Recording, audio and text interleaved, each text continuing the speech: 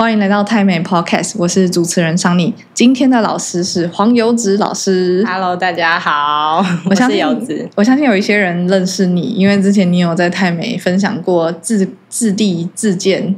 对，就是自己盖房子的一个过程。然后那场讲座其实有很好的响应，对，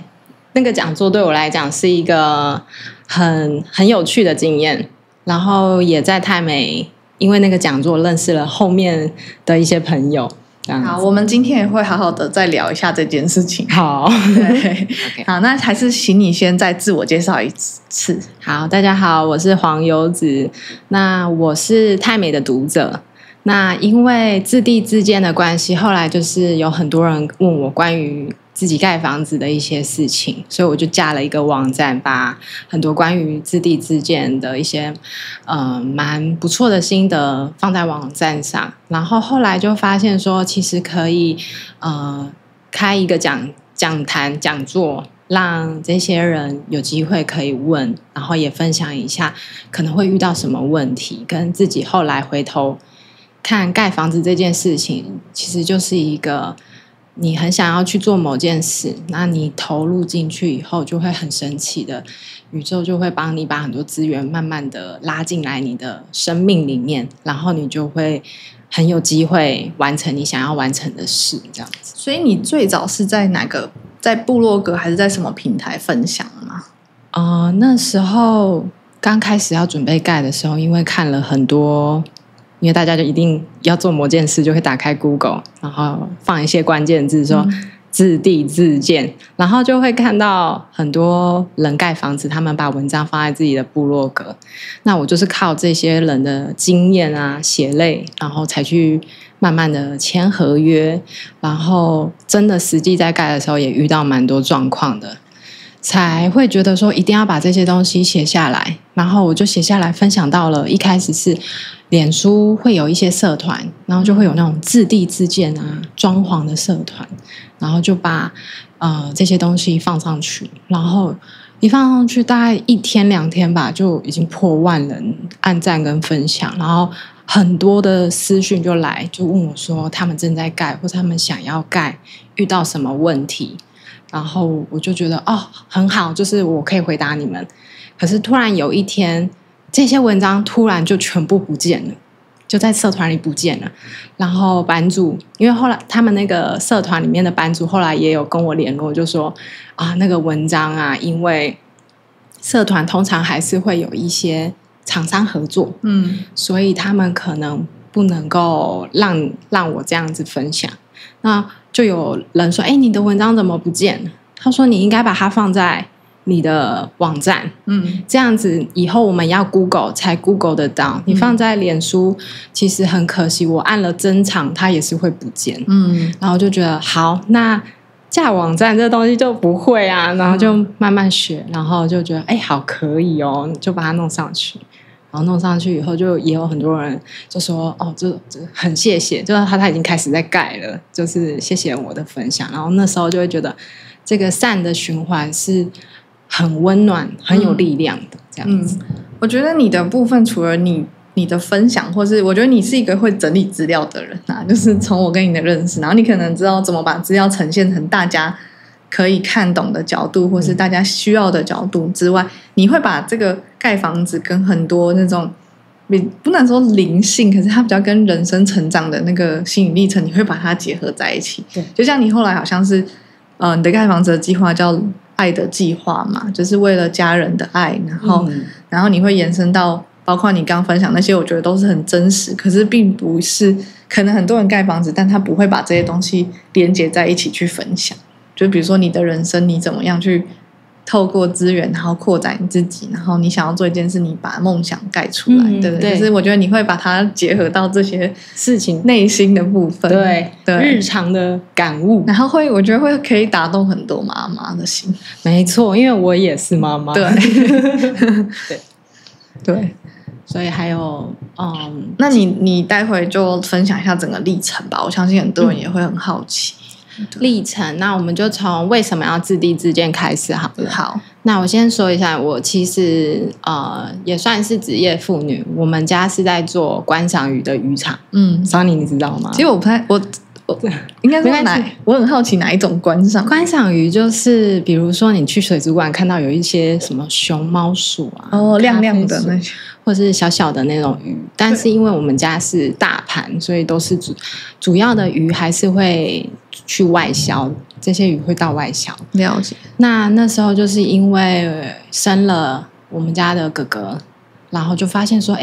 旧渔场的房子很小，只有2个房间跟一个小小的客厅，那就会觉得说应该要一个更舒适的环境成长会比较好。那就当你有了这个念头，就刚好我们也有买了一个新的地，就是盖了新的渔场，然后我们就决定说刚好新的渔场有一块角落是可以盖房子的。那就念头起来以后就开始查，就发现刚好符合合法农舍的标准，可以去申请看看。那我们就先想一下自己需求，然后开始找建筑师，就去建筑事务所跟他们聊聊。那我还是会鼓励自地自建的大家可以去跟这些专业的设计师、建筑师讨论，因为他们真的有非常多的实务经验，他可以依据你的需求，然后就帮你规划出一个空间的那个大小跟比例。那时候你也可以跟他讨论你的预算，因为其实每个想盖房子的人卡在最大的地方就是预算。那预算的话也是他们可以比较敏感，就是很快就知道现在的价钱。对。然后后来我们就找建筑师，然后一边申请合法农舍，因为那个合法农舍其实是需要蛮多文件，他会需要说你真的是有在比如说种地啊、养鱼啊，你真的要把这些文件给他们，然后一边跑，然后一边设计，然后等建筑师这边拿到建筑执照，你就可以去找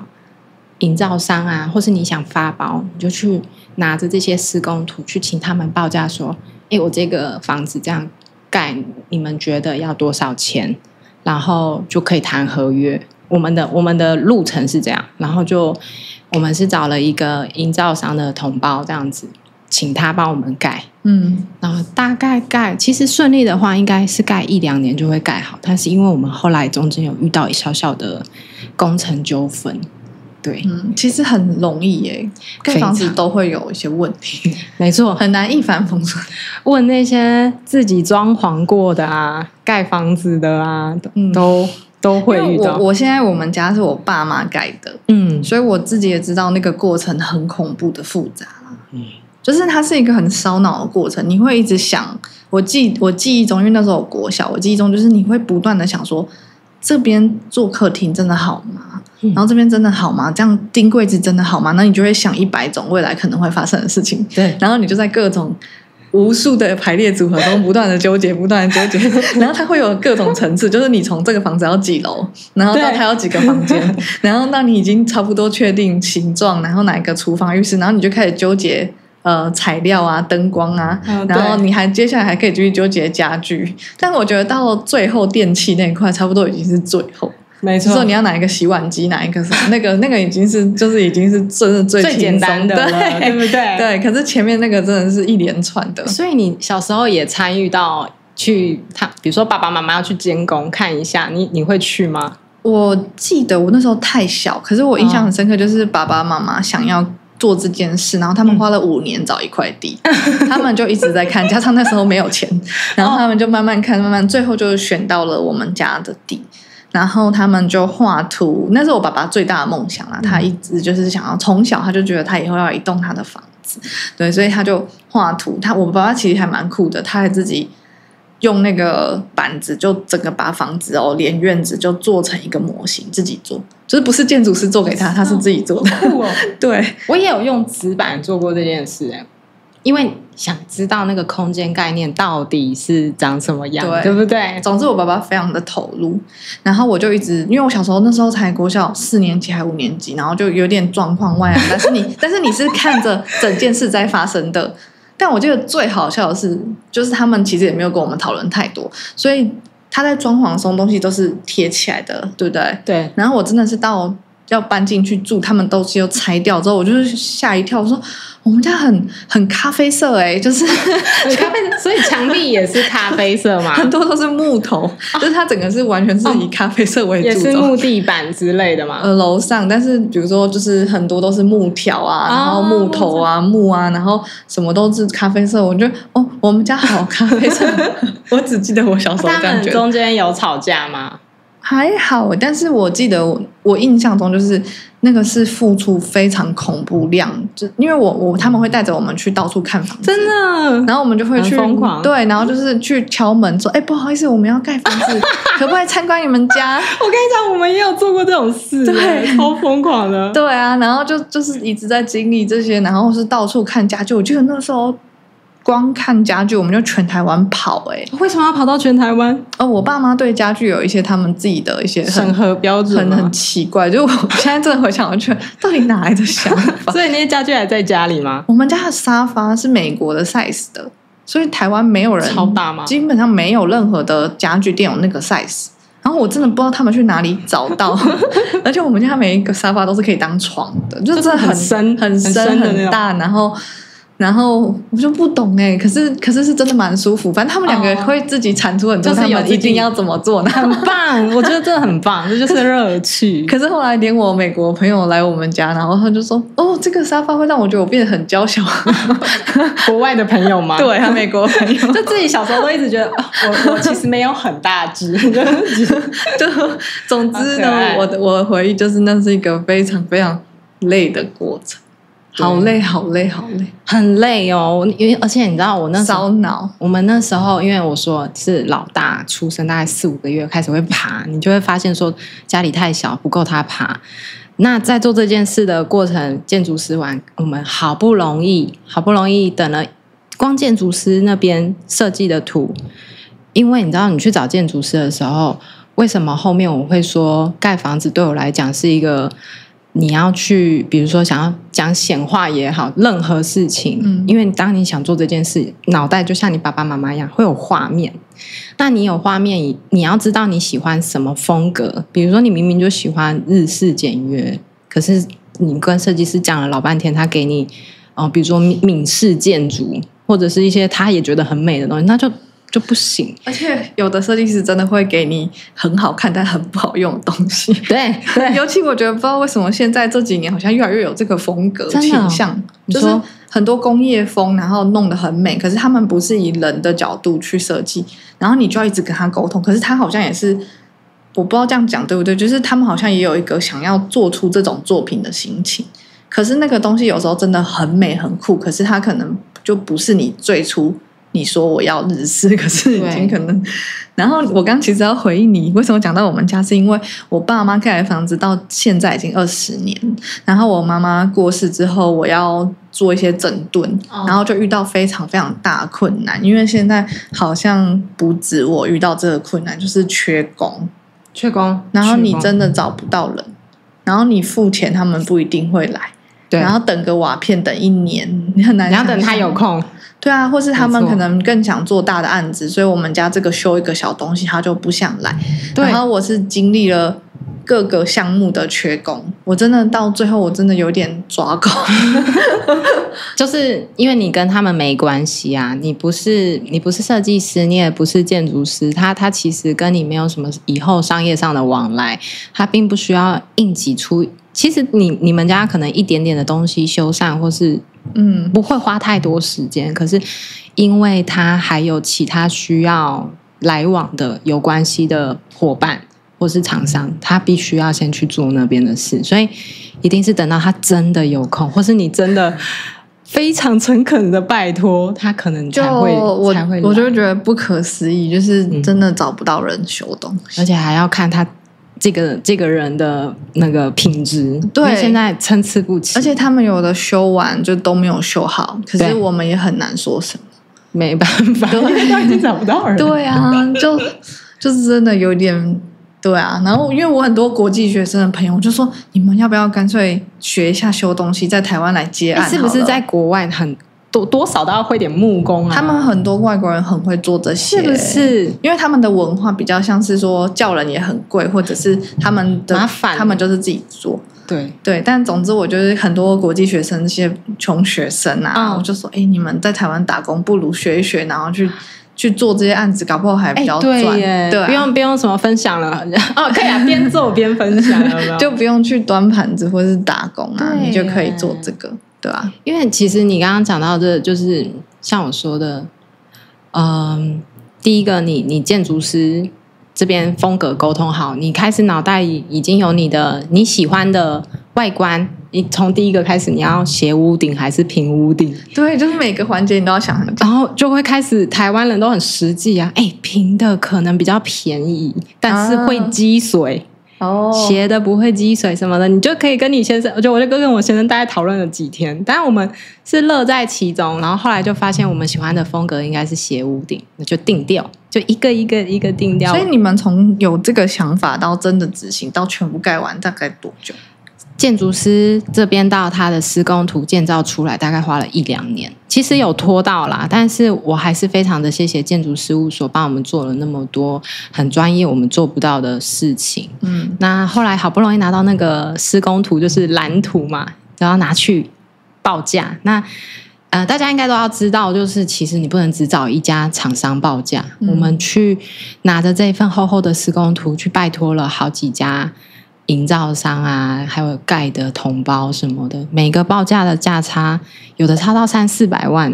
哇，就是很惊人哦！一样的施工图，然后还会有人跟你说这个预算我们先估这样，但是真的在盖有可能会再加，然后这种的我们就不能签约，就是绝对不能。因为你有觉得你的耐性被磨到很多吗？还好，而且我那时候已经在那个找营造厂商的时候，我已经怀第2胎，怀我们家妹妹，所以我们家妹妹是在我们家灌浆的时候出生的，还没盖好房子，但是生了。然后我在月子中心还在那边画水电图这样子，哇塞，对。然后我就觉得说，第一个你一定要多找几家厂商，不用，因为找厂商其实你等他回复也要蛮大一段时间，大概5家吧，你比一比，然后最重要的是你要去跟这个承包商谈谈你们2个人的感觉，你觉得他是不是一个专业可靠的人这样子，因为这个东西就是最怕最后一定会有盖房子一定会有问题，一定会有，他们会去处理，可是如果你跟他的关系有点紧绷的话，就很容易会变成纠纷。那就像你说的，我那时候就是因为看了很多人的分享，但我觉得这是我回过头来后来发现我自己也有点变成先入为主的，一直在担心出包，但是就真的会出包，因为你一直在想会出包，他们有时候不可靠。我们就遇到的是全部的地板都铺好了，可是每个地板的瓷砖都有非常大的高低差。哇塞！然后我们去跑的时候就发现脚会被踢到，会流血这样子，但是已经铺好咯，上下加起来65平的地板。那换个立场想，承包商一定是不愿意，因为我们那时候还想说这样是可以，因为他师傅正在铺的时候，我们就问师傅，我们是主要原因是因为那个瓷砖也比较大片，它是那种长的木纹砖，比较大片，那个其实是需要专业的木纹砖的师傅去铺。那因为我们的承包商他没有这样，他也不是没有，他只有说这样的师傅会比较贵，但是因为缺工太严重了，他可能所以你们在盖的时候已经有缺工的问题。对，我们那时候正在盖，因为瓷砖已经是最后尾声的部分，那时候已经2020年了。我觉得我爸妈在盖的时候，那时候比较没有缺工问题。对。然后我小时候我印象很深刻，是我喜欢看他们做工，然后你就可以很明确觉得谁很厉害。对。因为有的师傅做起来那个像是艺术就是他像是一场表演秀，就是怎么可以瓷砖然后这样，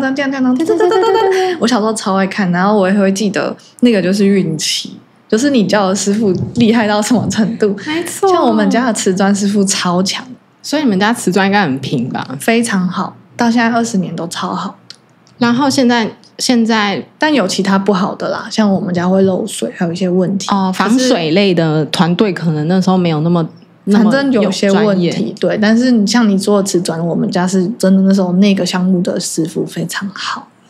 对，我们因为有壁砖、地砖，然后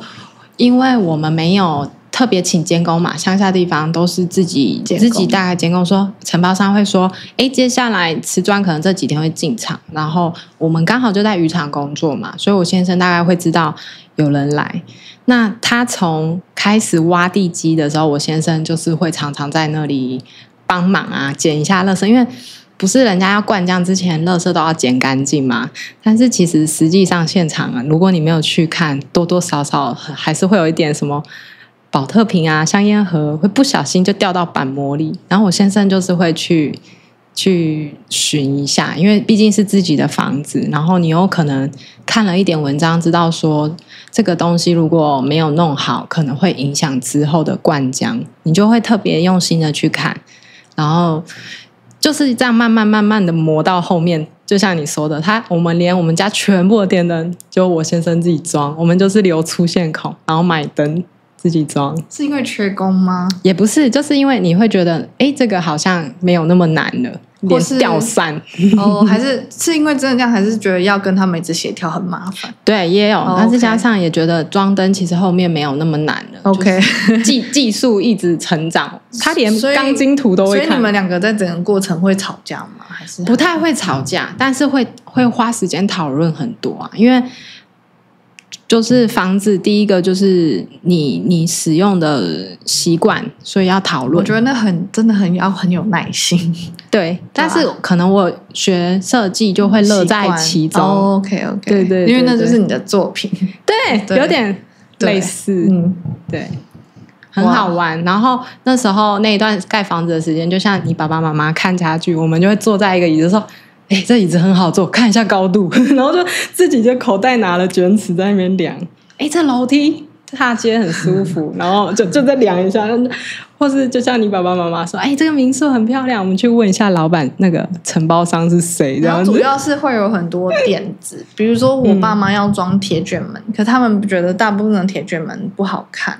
比如说它外露，它卷起来外露或什么，然后他们就最后想了一个，不知道是去哪里，可能看别人的盖法或什么，他们最后就是用一个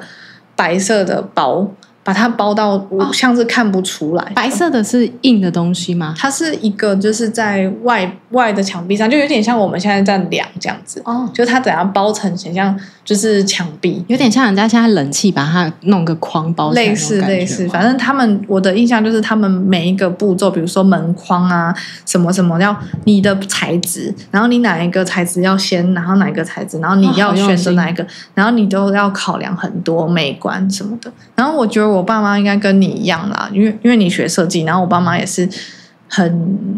他们就是想要把它弄漂亮，所以你想要很漂亮的时候，那个就是要花很多心思。对，那时候盖房子就是你会拿到图以后，就会开始想这面墙有比如说500公分宽，你可能窗户在哪边，你就要先想好你的家具的桌子不能够太大或太小，你要想一下再去看家具。所以都是我觉得啦，这真的完全都在脑袋里想好。比如说你的动线是走进去以后脱鞋子，然后把外套放哪里，对，沙发在哪里，这些动线如果你都很清楚的话，因为像我们家很特别，等一下那个 Sony 可以把我的那个部落格的大家就可以看到我们家其实是有一个主轴，就是无装潢的设计。我们其实后面没有再请室内设计师我们是房子一盖好，家具再进去我们就住了。所以很多那种电灯的开关啊、插座，你都事先跟就是师傅工班都给他们那个水电图。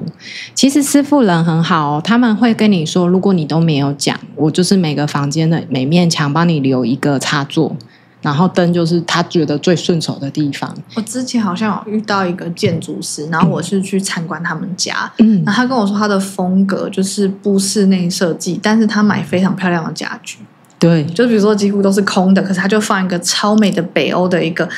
木柜然后一个好美的床，你其实就很漂亮。对，对，因为留一点那些空白，反而更衬托出就是那个简约的气氛。对，那像我们家刚好也是比较简约的风格，所以就很适合无装潢，而且真的可以省很多很多钱。应该真的很多钱，超多。那你后来那个瓷砖问题怎么办？你刚刚说哦，对，就后来就是还是我们就打电话跟承包商说，因为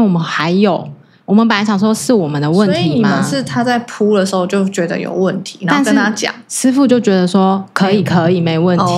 但是后面就不可以。那很可爱的是，我们卖瓷砖的业务刚好厂商来，就附近他来，然后就说我们遇到这个问题，你可以来帮我们看一下嘛，因为你一定看过很多场。他就超保守的跟我说，如果1到10分，可能真的不到5分哦，你们真的要再去问一下建筑师。就我们建筑师人超好，他也就特别来看，他就说这个真的不行，你们一定要哇要，因为后来一开始那个承包商就说，我帮你把你觉得高高低低的地方打掉，你贴红点点给我。结果那一大面的木地板被我们贴超多红点点哦，几乎有就是30-50颗点点。那你那瓷砖一打，其实都会膨垢，就是瓷砖会跟水泥都分开，其实是不行。后来我们就真的跟承包商说，我们觉得要打掉重弄。他就说这样要花很大一笔钱，你们要自己出吗？然后我们就说不，就是这个算是你们失误吧。对，我就说这个如果真的责任要理清，但是我会后悔说我没有更专业的在一开始就请你换师傅，因为我不知道。但其实如果可以早一点，我不希望大家花这笔冤枉钱。那承包商就也不开心啊，全部弄下来要个30万左右吧。他就说你瓷砖要重买，工又要重弄，我没有办法承担那么多钱。他就说那先停工吧。可是你知道在停工的时候，我们其实已经合约要到期了。我们签的合约比如说是多少工作天，他其实已经因为多多少少一些下雨啊天气的问题，已经非常接近就是要过期我们的合约了。他就说没关系，那我们就先停工。然后马上他就寄来了一封存证信函，说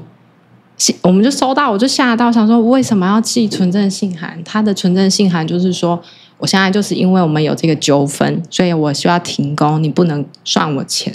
因为合约都会写说我们要照时间交案，如果延期1天多少钱什么的嘛，类似这样的东西。他就是为了就是在法律上有个依据，说我现在停工是有纠纷，那要开协调会。结果刚好遇到疫情完全协调会都不开，全台湾那时候是大家出门回来要洗澡的那一个状态，然后小朋友也停课，然后你就会发现你陷入了一个人生超级大的低潮，就是那种感觉有点像是你前面都一直在控制这个事件顺利，你做了很多很多的努力，你希望一切顺利，所以你才准备的那么好，可是你还是遇到这个问题，而且这个问题不是你能解决的问题。然后我就是在那个时候，因为很停工嘛，就没有忙，我就带小朋友刚好就是来泰美，我才发现泰美的，我才开始借绘本，然后泰美的2楼也有很多很适合妈妈们看的书，然后我就看，以前喜欢看书，但是因为生完小孩以后完全没有时间阅读，再一次阅读的时候有自己沉淀的时间，我就在联想，因为心里会想为什么会遇到这些状况，然后就觉得这是老天爷要给你上的一课，我就意识到说人生不是什么事情你准备的很好它就一帆风顺，而且你抓越紧，就老天爷就越想要把它翻开来给你看，说这不是你能控制的，你应该要很信任，你要很信任你生命里面的一些事情，然后不要把投射太多的恐惧在会发生不好的事。然后就是这样停工了大概3个月以后，我们就开协调会。那时候我已经在这3个月里面一直在练习平静的去看待盖房子这件事，我觉得就是在上课啦，上老天爷给我的课。然后我就发现说，对，我要平静的去接受。那万一真的怎么样，我们再打算，那我们就开。后来就是一人一半，所有的东西就是地砖打掉，然后我们自己处理掉那些地砖，然后我们自己去找专业的人来铺。那他这边就是我们这样子多少钱，他出一半，我们出一半，然后把它解决掉。但我还是要蛮谢谢那个承包商啊，因为通常有时候有的人就会觉得不太想要理你什么的，但我们的不会，只是他也不希望亏损那么多。那当然很重要的是，因为合约还有一个尾款蛮大一笔数量啊，所以才会有一点点安心感，就是万一真的承包商后面不弄的话，我们至少尾款还有一笔钱可以处理。最坏打算那时候是这样，所以就这样处理完，然后验屋交屋。验屋也很重要，大家如果你没有盖房子，最后真的花那1万块去请验屋团队验屋，我是觉得蛮值得的。对。所以你这样全部大概3年吗？还是就是设计师那边1-2年，盖房子大概2-3年，所以也蛮久。对，所以等我们搬进去的时候，小女儿已经过1岁了。对啊。那哥哥也已经快要6岁了。哥哥那时候就4-5岁，然后大家就很开心，就是有一个很漂亮的、很舒适的新房子。所以你之后的心得就是会觉得很值得。我觉得很值得。我觉得盖房子，因为大家就会跟我说，我也是很想盖房子，盖房子是我这一辈子的梦想。我就说，那你就让这个梦想继续在你的心里面，然后你开始收集你喜欢的室内装潢啊、房子这些东西，以后一定都会成为你的养分。然后你要在有遇到的时候，鼓励自己不要忘记这些事。这样应该很多人会问你预算问题吧？对，预算的话，我觉得就是要务实。你先跟设计师问说现在大概行情，其实承包商是最准。如果你有看到一间很漂亮的房子，你就大胆的去问屋主，他的盖房子的营造商是谁。然后如果知道资讯以后，跟他聊聊，说现在如果我想要盖房子，1坪预算是多少？那当然都市区跟那个屏东这边还是会有一点价差，跟你要用到的料啊什么风格，像前几年很流行那个清水膜，听说清水膜的预算就非常高，因为它的板膜是不一样的东西。我不知道真的我们那时候很好笑，就听说清水膜冬暖夏凉，台南有一间叫毛，因为清水膜看起来好像很简单啊，我不知道它是贵的。它超贵，我没有概念。而且它是好像清水膜的墙就是30公分厚吧，所以它才能够冬暖夏凉。就是当你要晒到很热的时候，墙过不去，但是要凉的时候又就是很棒。但是听说它的那个技术性也比较高，哇，所以就失败率也很高，很多钱这样。对，我们就没有，我们就想好，那我们还是一般的水泥的就好了，这样子。了解。那像你现在已经有过盖一栋房子的经验，如果未来再盖，你觉得你会轻松很多吗？就是如果再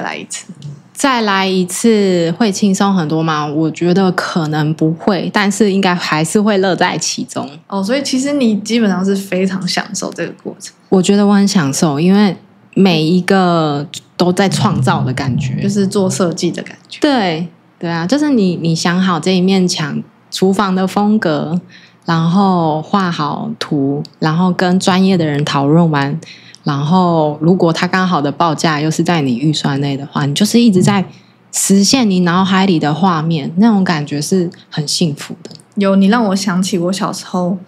那个时候是觉得很好玩。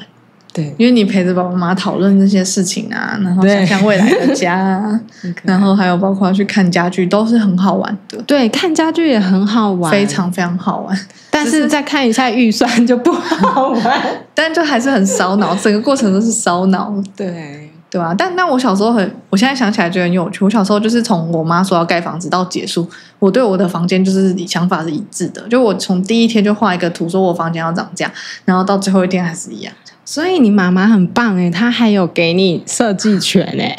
耶我们家这一点，我小时候从我自己可以做任何事情，我就不让她做。是你已经展现出了你的，对，就是我会洗碗之后，他帮我洗，我就会生气。我会绑鞋带，我所有事情只要我会做之后，我觉得那是一个长大，就是我已经长大了，然后所有事情都是，但是不会想要撒娇吗？妈妈，你就是帮我绑一下鞋带这样。我们家没有这个，而且我妈也不吃这一套。撒娇吗？她不会，而且她连绑头发都不会。所以你小时候都没绑头发？我姑姑帮我绑。我妈不是那个路线的妈妈，她不是那种浪漫路线的妈妈，她是很实在的，就像她从来不会买礼物给你，她都是你要什么。所以没有惊喜的礼物，都是没有预定好你，但是很实际啊，她就是很实际，然后很平静，她不是那种浪漫有趣型的妈妈，所以你也不用撒娇，因为她不吃那一套，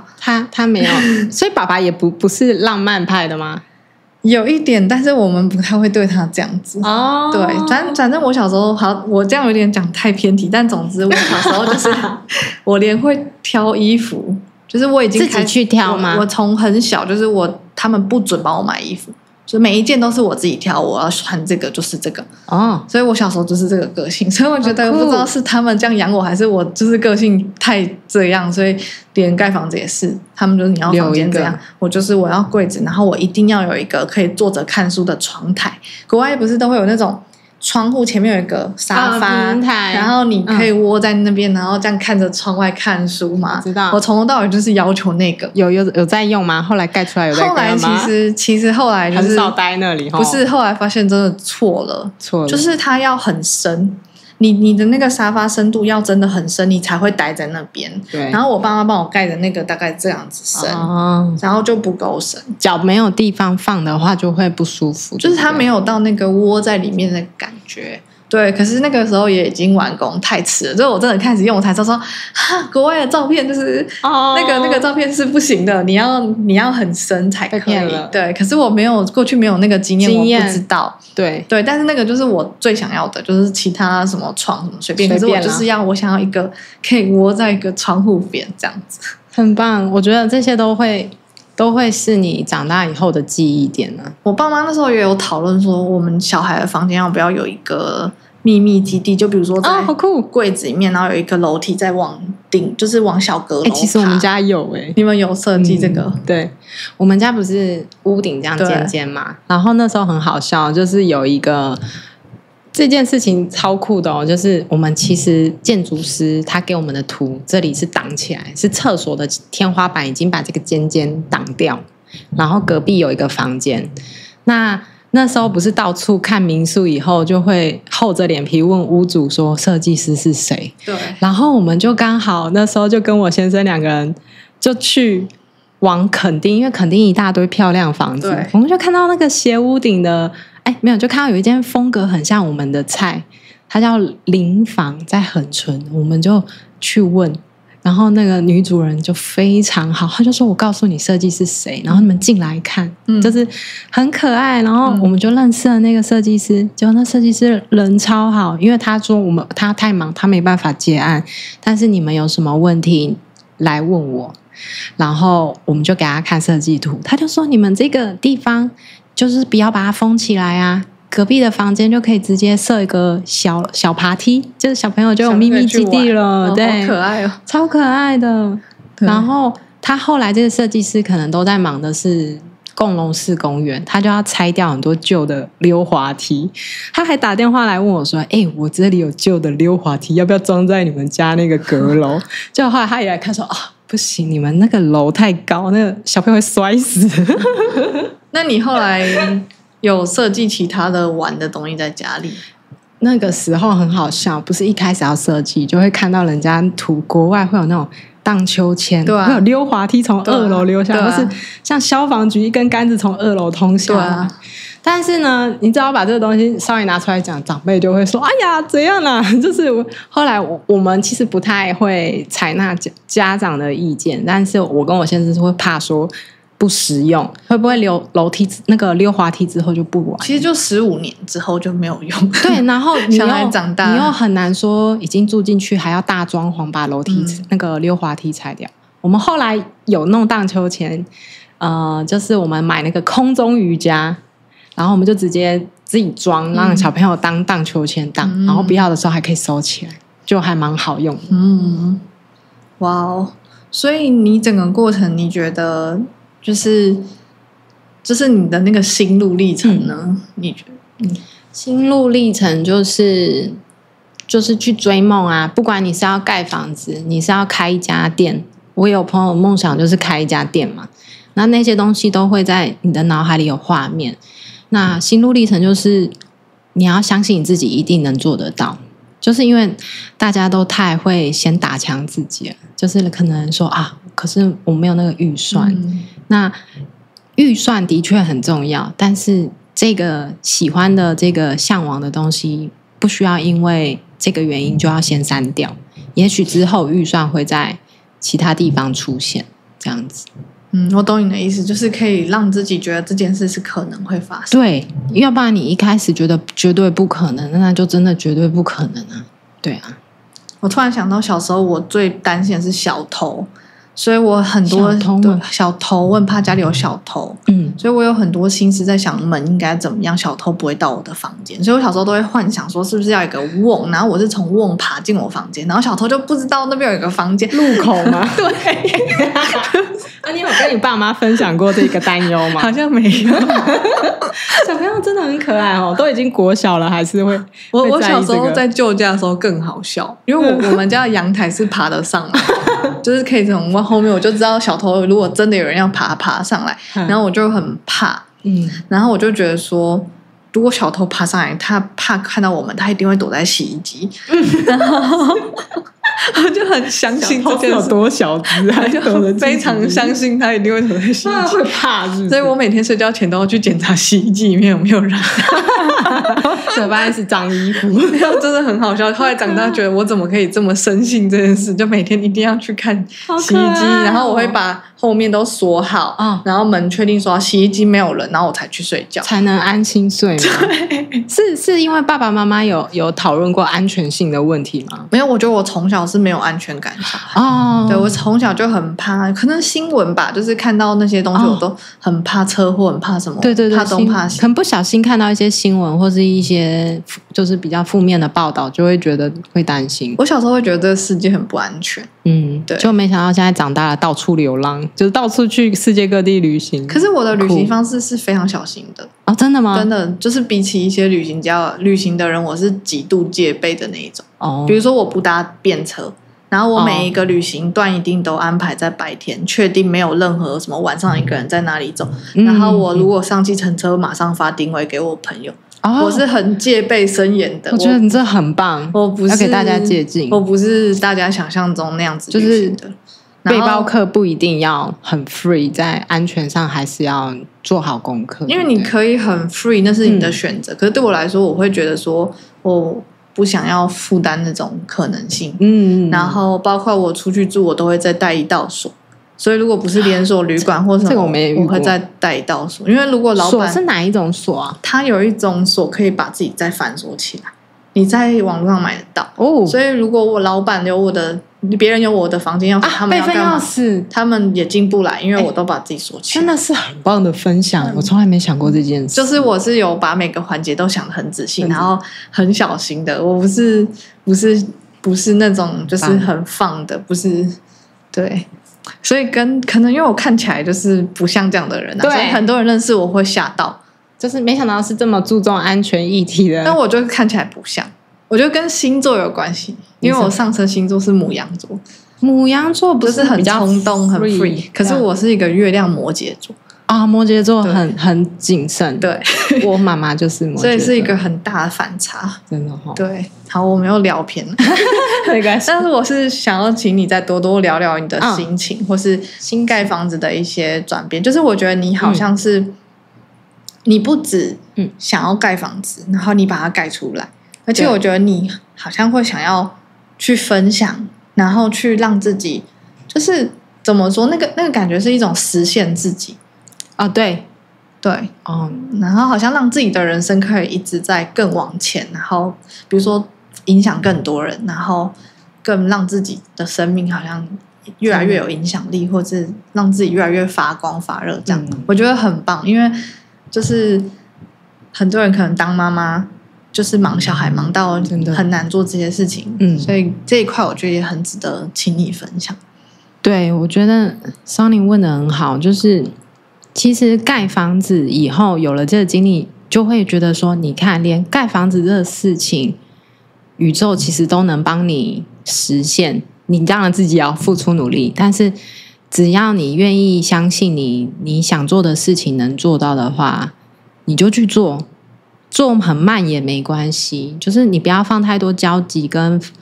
不安，你就是相信他说该开花就会开花。那后面因为盖完房子以后，我就发现其实很多人都是有梦想，但是他说就是这是我梦想的房子，但是真的要盖可能要等退休或是什么。我就说对啊，就是你可能会觉得要什么时候才能盖，但是你可以先收集资料，先让自己去幻想说我要的是什么。那当你真的越想越清楚的时候，也许你就发现其实我并不是想要盖房子，我只是很喜欢某个房子或这个民宿设计完，家人坐在一起很温馨的感觉。你只是想要某一个体验，那这个体验你可能不一定要用盖房子来完成它，或者他如果把自己的房间重新设计，搞不好就是他要的。对对，没错，就是不要设限自己去靠近你喜欢的东西。那可能有的人喜欢的是想盖房子，有的人是想开店，有的人可能是想要去世界各地旅行。那世界各地旅行的梦想，我觉得100个应该有80个有哦。对啊，包含我自己啊。但是就是你看，像我现在开观赏鱼的渔场，你知道我们是不能出国太久的，因为我知道活的东西，你知道，尤其是墨菲定律，而且你也有点难交托给其他人。对，因为这个就是有点压力的事情，所以我们也会想要去世界各地旅行，但是我并不会说不行啦，我会说我们来计划，不然我就跟孩子说，我们先把家里就是邀请一些世界各地的旅人来我们家试试看，先让他们知道说世界各地有哪些国家的人，你开始有一点这种更靠近的感觉以后，也许哪一天我们就真的有机会到处去走走。那像你比如说收成了一季，这种时候比较有机会放比较多天假吗？其实因为收成一季这比较像是养殖渔业，它可能会出掉嘛，对不对？但是观赏鱼不会，观赏鱼可能会有夏天的鱼，冬天有冬天的鱼，就是它会有每个季节要生的鱼。所以我前天采访那个就是做养殖渔业的，对，然后他会在你的前一集上，然后他正好要盖房子。真的对，那太棒了。他是盖在也是屏东这里，因为他住台南。对，台南也好多人盖房子。对啊，所以就是我除了盖房子以外，我的梦想也有可能是去旅行，也有可能是想要做一些跟美术相关的创作。那时候刚好因为很多人需要这些资料，我把它做成部落格，我把它拿来跟泰美的一些读者分享。我会觉得在这个付出的当中，就像你一样，你做 podcast 的你这样子付出一大堆时间，其实都是有收获的。就是这个善的循环，或是这个利他分享的循环，反而让我觉得说，我不只是一个妈妈，我不只是一个盖完房子的人，我可能是一个继续透过不断的创造生命的下一个梦想，而感受到这些爱。就像我的房子有设计一个 logo 叫 About Love，包含我的网站也是用这个名字，就设计一个 logo。那时候 logo 寄来，我们就是去订嘛，订那个铁字的订，然后公班就说：“请问你们这边是要开民宿吗？”我们家还有路人说：“这里有卖咖啡吗？”就超可爱的，因为一般住家真的比较少 logo。对，然后但是我那时候我正在盖的一半，我就有这个感觉，就觉得这是一个从爱开始的计划。跟以后住进来跟来我们家的都是我的朋友，我的家人，我就会觉得这个地方的能量是一个充满爱而创造的结果。那我希望继续下去，就以后做的每件事情都可以凭着自己的，第一个是自己喜欢的事，那个爱跟大家分享，大家谢谢那个感谢的爱，这样子。我觉得就除了盖房子这种实际的，然后包括内在的你都有这个信念，对不对？对，就是比如说你想要成为一个更有自信的人，或是你想要成为一个怎么样的妈妈，你也会把那个门打开，然后觉得说我都可以，我都可以这样。这真的会影响到孩子。没错。好，那我们来聊聊这一块，因为每一集最后都会聊一下这个。好，然后那我们来聊聊你教育这一块，就是包括你自己的教育经验里面，你觉得怎么样的教育是影响你很深的？跟你用什么样的信念看待教育，还有教育你的孩子？其实如果要讲教育，我觉得我没有什么。自己觉得没什么资格讲要怎么教育孩子，因为我相信每个爸爸妈妈都是生了小孩以后才开始学怎么当爸爸妈妈。但是对我来讲，孩子跟我都像是他是我的老师，我也可能是他的老师。那如果是以父母对孩子的教育，我希望我给我孩子的感觉是，我并不是要教你我会的东西，因为现在在这个时代，你问 ChatGPT 或是问很多专业的人都比妈妈教得好。但是妈妈要教给你的是，你要去找到你内心里面，你现在真的很喜欢你自己的所有样子。你当你自己很爱自己，你给予你自己很深的支持的时候，你想要做什么，其实都一定会有能力，你就会去做这件事，你会学会，资源很多，只是你要知道你要去哪里，你喜欢什么，这样有点像是爱自己，然后跟自己对齐的那个概念。对，这就像有点像人类图这样，你要知道你自己是什么样的人，认识自己，花多一点时间去跟自己相处。我很喜欢你说的这个，就是跟孩子的态度是一种我们彼此一起学习的那种态度。其实太美，我觉得很多的妈妈都给我这种感觉。就是他们来，有时候跟他们聊天，会觉得，他们也都还在学习，然后他们在讲他们学什么的时候，眼睛都在闪闪发亮。我就觉得，你不用教小朋友什么，就是他看到妈妈活得那么好，他就一定也会活得很好，这样子。所以你也会包括说，你也会希望自己成为一个可以去追梦的妈妈，然后希望这个样子去影响孩子，说，我妈也都有在做她想做的事。对啊，我就会觉得说，妈妈去，她有时候就会问我说，你今天去泰美干嘛什么的？我就说我去借书啊，我去干嘛？我去看读书会。他们心里面，我相信他一定会有一个触动，就是妈妈不一定要照顾你就是从头到尾都只把你们的生活起居照顾得很好，妈妈也愿意花时间看自己的书，做自己想做的事。当然这些东西妈妈可能会让你参与，我们一起分享有趣的事，就这样子一起在这个短短的生命里面，我们能一起走的时候我们一起走。当你够大了，想要自己去别条路的时候，你就会已经有很大的那个自信感去做你喜欢的事，这样子。对。那你觉得你的孩子有没有因为盖房子有看到他们有改变？盖房子的改变吗？比如说像哥哥从以前住在那个家，然后陪着你们经历盖房子的过程，到后来搬进去，你觉得他？我觉得可能因为他们年纪太小了，所以不像你国小有参与到可以自己想自己房间的这一段。但是我保留了很多，就是我儿子带那种砂石车、水泥玩具车去那个工地，然后那个沙子还没在用的时候，他们在那边玩的照片。可是我想象中应该会是孩子会感受到很多爱，就是他会觉得说爸爸妈妈我们在一起盖一个我们想要的家。我觉得应该有，我觉得应该是内心会有很多感动。我觉得搞不好他们再长大一点点，对这个家应该会有，就像你对你的现在的这个家会有很多的回忆。因为其实我跟我先生有讨论过，如果要环游世界，那是不是以后到了某一个岁数把房子卖掉的话，我们就有机会做这件事。或是做民宿啊，对，或是做民宿，或是问有没有人要来我们家租1年、2年那种。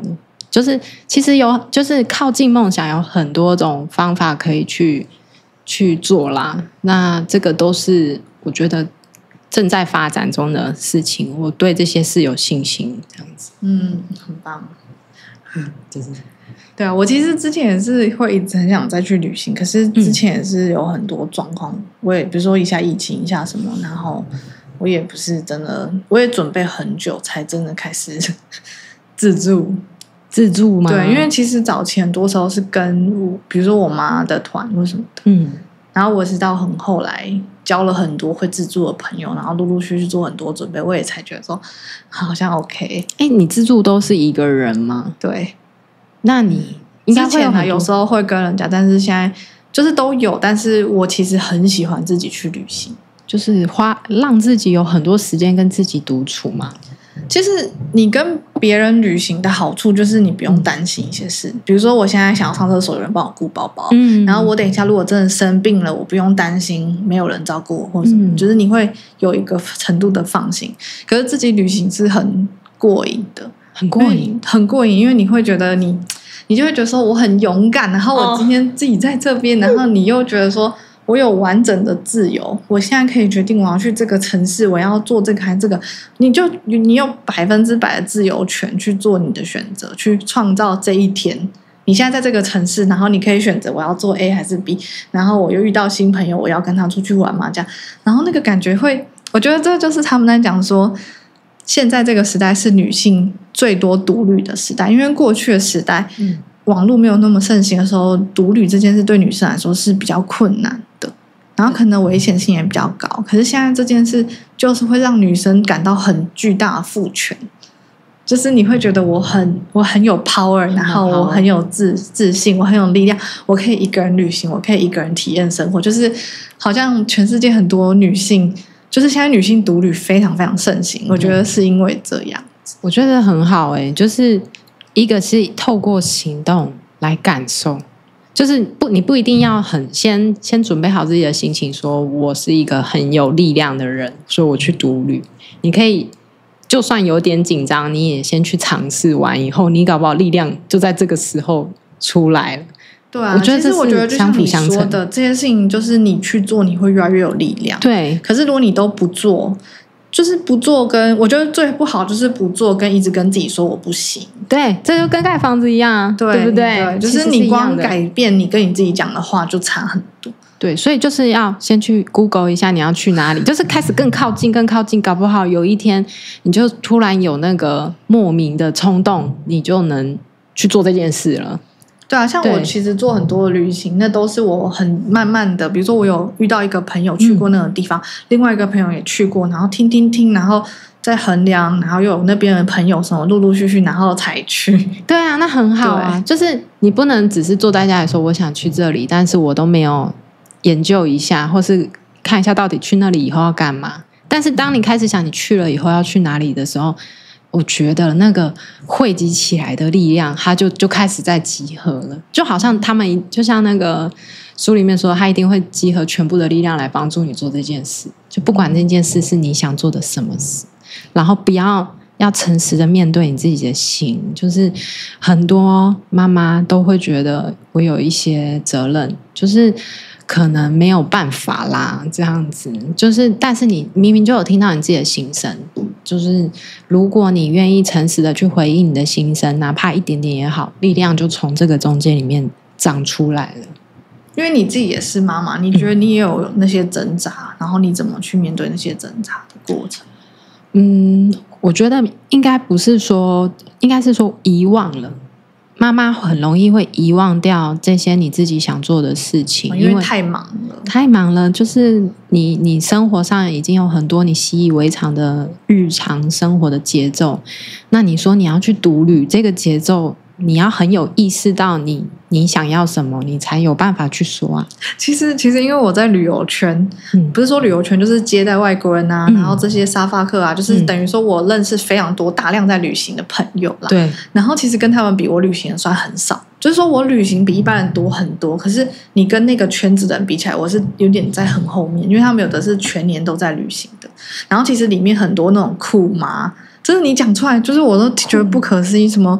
像我们有一个妈妈4个小孩，然后她都是一次带着4个去自助旅行的，超酷，而且她都是一次旅行好几个月。就是带着孩子在东南亚这样流浪移动，其实真的没有很难，可是你要一点上手，你要习惯，你就会发现说，其实就是到地方把孩子安顿好，然后把房间订好，东西吃，然后也有妈妈生完小孩带小孩环游世界，我们还遇过几个那种都是就妈妈带着小孩然后全世界跑。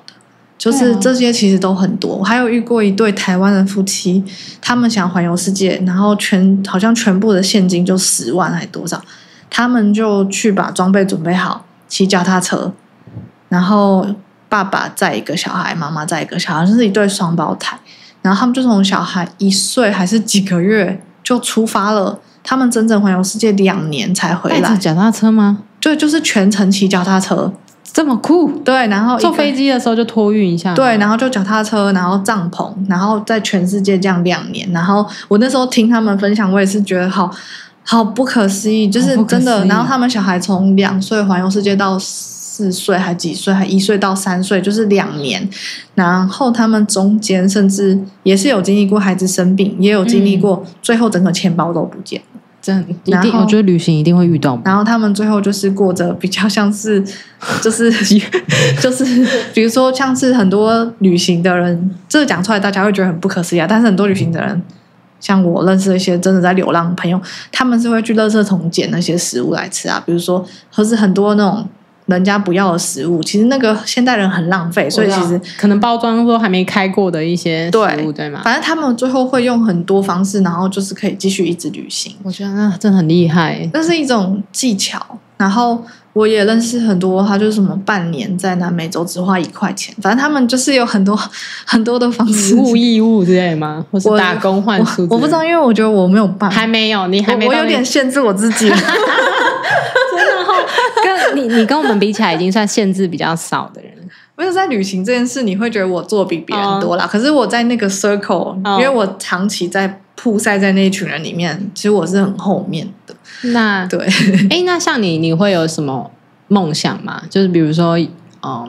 你还有什么事情很想做的吗？有啊，我也有很多我想做的事啊，就是比如说我过去就是接待很多外国人啊这些，然后我也去旅行，可是我其实一直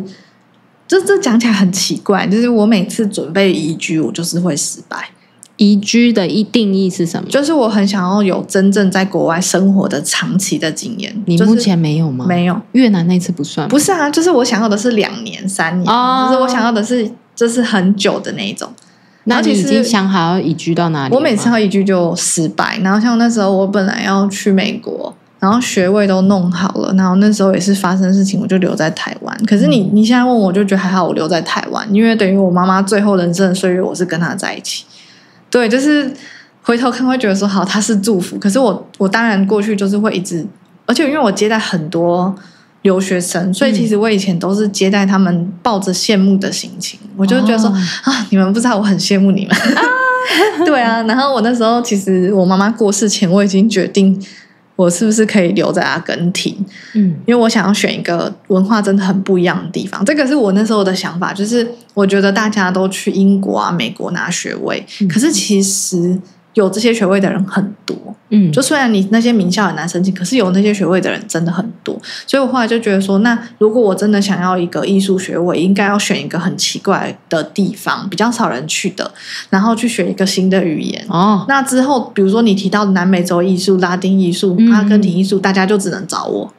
这是一个很棒的那个，这是一个不错的策略，对不对？就是后来就觉得其实很难比学历，就应该要比这个，比你的特殊性。对，然后我那时候就觉得说想要去阿根廷这样，然后那时候就是很想留在那边，可是我妈就过世，然后你看我现在回来就接单位，我又很难出去了。对，所以我总是，然后我们管员其实之前泰美管员就说，Sunny我们知道，然后你不一定要委屈你自己，如果你真的很想要出国，你就出国什么。然后我也是一直在想说，就是有可能跟你的心态有点像，就是就觉得好没关系，这件事还没有发生，但是它就是该发生会发生，然后该发生一定会发生。那我没有把门关起来，但是我现在也会很想要那一天泰美稳定，然后我就可以遥控，然后我就可以去到处世界旅居这样子，这个是我很想做的事情。对，但是我也有很多其他之前想做，比如说我也有想说要不要成立一间学校。我有朋友他们都在问我，因为他们会觉得我这些外国人啊、资源啊，或者我办个课程，其实弄一间国际学校很有趣。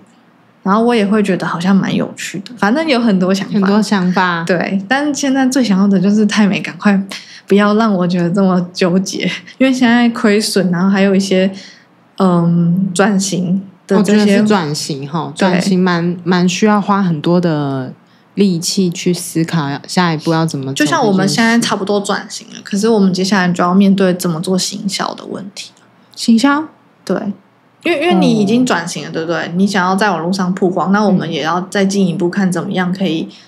就是说好，我们已经确定一个方向，然后接下来执行吗？对，然后我觉得网络行销好像是这个时代没有任何人可以避开的一个话题。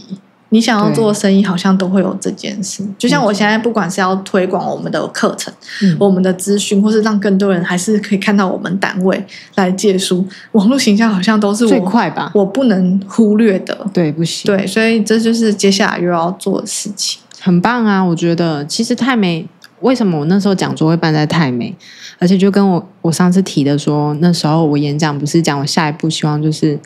把我拍摄的一些照片弄成摄影展嘛？为什么我都会想要选在泰美？是因为我觉得泰美这里其实有蛮多人，他们的心里面都会有某几个想做的事情。那如果透过像我这样子，其实没有什么专业背景，没有什么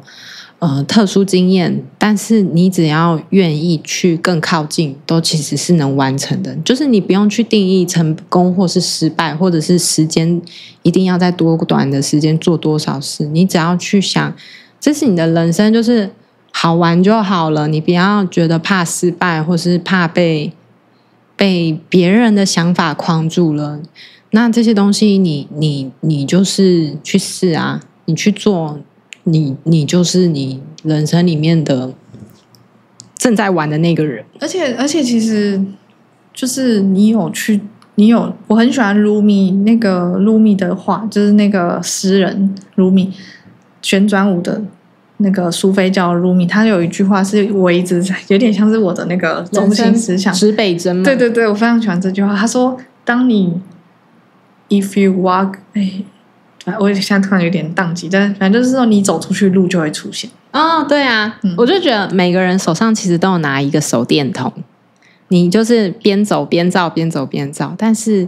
如果你一直都只有看你只有手电筒的话，你就会觉得路很小。但是你有时候就是不要设限自己，搞不好你就会发现房间的灯都亮了。就我觉得像我之前搬去万金的故事就很符合这个 case， 因为我很喜欢万峦、万金。就如果我未来要盖我的房子，我会盖在那。已经心里有一个。我非常喜欢万峦，因为那边有山，然后有猪脚吗？不是猪脚，就是真的有很舒服的环境这样子。然后那时候我就觉得说，我要不要直接搬去住？然后我就发现哇，租屋处那个网站是找不到的。然后我就开始乱看资料，就发现有一个作家他在那边驻点了，他最后就写谢谢某某民宿的小姐长租房间给我。然后我就想说，好，既然不然我就先去长租一个房间好，就是去民宿这样，想说搞不好会认识当地人，当地人有房间会租给我啊，什么什么，就是乱想。什么时候去的？结果我就写信过去，然后那个房东竟然说他刚刚好有另外一个房子正要准备好长租给别人，然后我就马上入住了。没有马上入住，就是我马上就说好，那是我的房间了，然后就等了一点时间，我就搬进去了。所以我在万金住了1年。是这几年的事吗？好像我已经忘记2022。很酷欸，我超爱那边，然后那边每天早上就是都是鸟叫声啊，然后很舒服。因为其实我在竹田很忙，然后会很多人突然来找我，是很怕人家来找你吗？没有，但是就在万金，我就觉得我真的很悠哉因为没人认识你，对，没认识我，然后也不会有人来找我。然后人家如果突然要我干嘛，像我爸妈突然要我干嘛，有没有说你去买狗饲料，我就说我在万金太远了，太远了，救不了你。总之呢，我只是太喜欢那边了，因为它好安静，然后那个村庄的感觉太好了，我觉得太喜欢了。为什么后面不继续住？我妈过世然后我就搬回来跟爸爸，然后就要整理家里，开始另外一个挑战。对，这也是你现阶段的课题啊。对，我都一直跟我朋友说，老天爷有时候就是会发考卷给你，就是会啊，你就要写哦，对啊，要不然这个东西就是隔年还会再来只是换一个情境给你。这个我也很相信，所以我在猜你移居没有成功，可能也是某个课题的考卷还没有写，你要回去想一下，老天爷到底在考你什么？我也不知道。你看，像我的那个地专的事情，我觉得就是我考卷过关了，就是你要学会放手，去就是 go with the flow， 就是你真的要。虽然可能还是有点状况会出现，但是你要看到它其实并没有那么可怕，不要去紧抓着你头脑里想怎么解决某件事情，因为很多时候解决方法比你想象中的顺利，你不要想那么多。像我那时候也是遇到一个旅行很多的女生，然后我那时候就是很羡慕她，因为那时候我还没有那个勇气，是，然后她就跟我说啊，好，反正你就是时间还没到而已。哦，对啊，然后很可爱。然后你刚讲那个也会让我现在其实比较宽心，因为我人生有一些经历过的事情，都有让我觉得说，当你是认真的面对你的生活，然后你有认真的说，我想做这件事，甚至你付出一些行动，也许失败，可是它会再打开一些门呢。就像我说我没有移居成功，然后留下来，我现在回头看就觉得很好。因为是陪伴妈妈，可是同时我在泰美的工作，其实我最后觉得比我出国好的地方是，我出国如果我今天我到美国完成那个学位，我可能认识的人就是那间大学的人，然后就是那个科系的人，或是我在美国留下来工作，我可能就是认识那个行业的人。可是我在泰美是四面八方，然后什么国家、什么科系、什么工作、什么样的外国人全部都有。对，而且他们是很真心想要跟我交朋友，因为他们已经来到台湾，他们对这个文化有兴趣，然后直接把人送给你啊，把朋友都送到你面前来，你就在这里。我后来觉得哇，我在这边可以建立的一个丰富度，跟我可以触及的人的广度，还有我在这边可以那个连接的深度。我出国很难，因为我今天就算出国，我可能只有跟我们班同学比较好，我可能只有跟社团的人或者是工作职场的人比较好，比较常来往的人。你不会有办法跟这样子四面八方的人建立一个可以有点有强度的友谊。对，所以这是我后来回头看，就是说礼物，就是我很想要这个，然后宇宙也是给了我，对啊，可是用另外一个方式，还在你的家乡给了你，对，你都不用再花机票钱，但是我就是一直想出去，还是很想出去啦。就希望你之后顺利，我也希望你们可以顺利环游世界。真的，到时候如果真的环游世界，我们就再来录一集。好，我们今天时间差不多，然后我觉得就是我觉得会让我觉得很棒，就是你真的很把自己的这些想法都做出来，然后而且一直跟别人分享，去完成，让这些东西是循环然后交流的。因为我会觉得，当你在发光的时候，你自己也会很开心，然后别人可能也因为你的光，他也会点亮他自己。我就会觉得那这样很好啊，大家都去做自己喜欢的事情，就是这是一个很棒的生活态度。好，所以我会把你的网站放在那个链接，大家就可以再更了解你做过的事情，或者是他们可能会想要问你吧。对啊，也可以直接 Google 我的名字，找我的脸书，也都可以私讯我。如果是真的有自地自荐想要问，或是想知道厂商名单，都可以来问我，欢迎大家。谢谢大家，下次见。下次对，多快环游世界。